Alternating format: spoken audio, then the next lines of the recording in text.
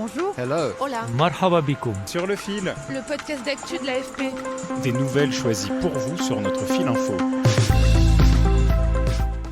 En octobre, dans un précédent épisode de Sur le fil, je vous expliquais les raisons du succès de Taylor Swift, la chanteuse américaine aux nombreux records. Et bien Taylor Swift, tout juste récompensée par un 4e Grammy Awards pour le meilleur album de l'année, est désormais devenue un enjeu de la présidentielle. Des républicains craignent qu'elle ne prenne parti pour Joe Biden, le président démocrate sortant, et ils se sont lancés dans une campagne de diffamation qui s'alimente même de théories du complot. La pop star de 34 ans, élue personnalité de l'année par Time Magazine, avait déjà pris parti pour Joe Biden en 2020. Mais peut-elle vraiment avoir un poids dans ce scrutin ? Pour en parler, j'ai interviewé Sebastian Smith, journaliste de l'AFP à Washington, et la chercheuse Marie-Cécile Nave, directrice de l'Observatoire Genre et Géopolitique à l'IRIS et autrice de l'essai « La démocratie féministe ». Sur le fil. Donald Trump s'agace et affirme qu'il est plus populaire que Taylor Swift. Son ancien conseiller Stephen Miller sous-entend sur Twitter que la célébrité de la chanteuse est un coup monté. Sébastien Smith, chef du desk de l'AFP à Washington, qui a travaillé sur le sujet, explique que cela remonte notamment à décembre, lorsque Taylor Swift a été élue personnalité de l'année par le magazine Time.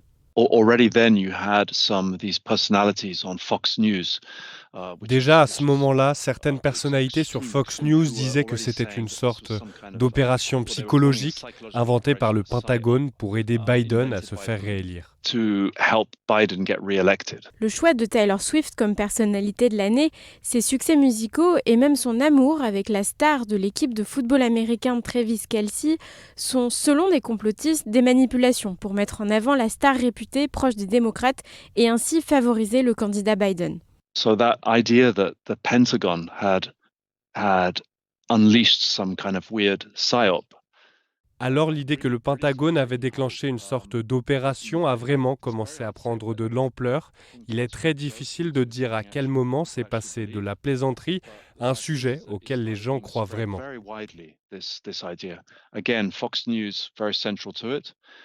Mais le fait est que cette théorie a commencé à se répandre très largement et encore une fois, Fox News est au cœur de tout cela.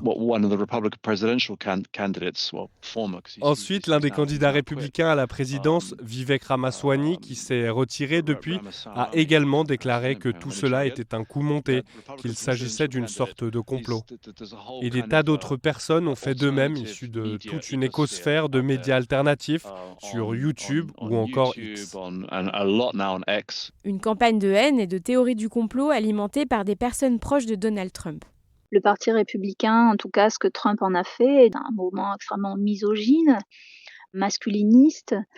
Swift, elle soutient les droits de la communauté LGBT, donc ça fait beaucoup de griefs que lui portent les républicains version Trump. Si c'était un homme, ça serait sans doute moins violent. Marie-Cécile Nave est politologue et chercheuse sur le genre à l'IRIS. Les républicains ont raison d'avoir peur de l'impact que Taylor Swift pourrait avoir sur le vote démocrate. Elle a une communauté extrêmement grande, énormément de followers sur les réseaux sociaux. D'autre part, parce qu'il y a des précédents, c'est-à-dire que les engagements qu'elle a pu prendre pour les démocrates, mais aussi au-delà de ça, en faveur de la participation électorale, encourager les gens et notamment les jeunes à aller voter.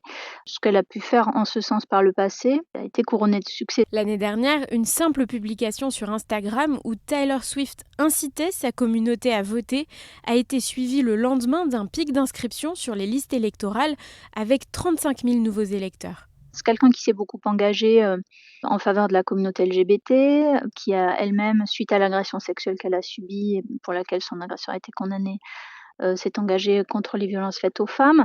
Sur toutes ces questions de société-là qui, effectivement, sont clivantes aux États-Unis entre l'extrême droite, on va dire, et les démocrates, elle apparaît comme elle-même un personnage qui est capable de transcender ces clivages-là du fait d'un public qui va avant tout l'écouter pour sa musique et pour son art et pas pour ses opinions politiques. Donc elle peut rassembler au-delà d'une jeunesse progressiste très engagée. Et justement, la présidentielle de novembre, un scrutin indirect qui élit le collège électoral, qui lui choisit le président des États-Unis, risque d'être très serré. C'est pourquoi un soutien de Taylor Swift serait très apprécié dans les rangs démocrates.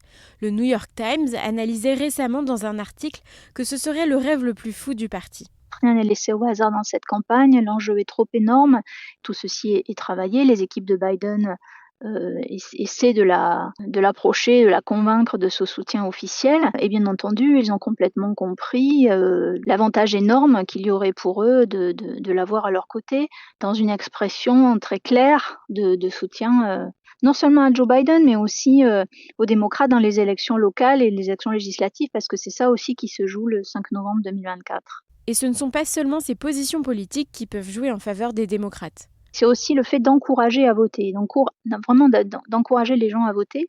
Et le turnout, c'est-à-dire la participation, c'est une clé très importante du futur scrutin, comme elle l'a été dans les scrutins précédents, plutôt à l'avantage des démocrates. Les études montrent que quand la participation électorale est forte, plus forte que d'habitude, ça favorise les démocrates ces dernières années. Les trumpistes convaincus iront voter, quoi qu'il arrive, alors que les modérés, les indépendants, du côté démocrate, on hésite un petit peu plus aujourd'hui. Marie-Cécile Nave souligne qu'il reste encore beaucoup d'incertitudes, notamment sur le vote des jeunes Américains.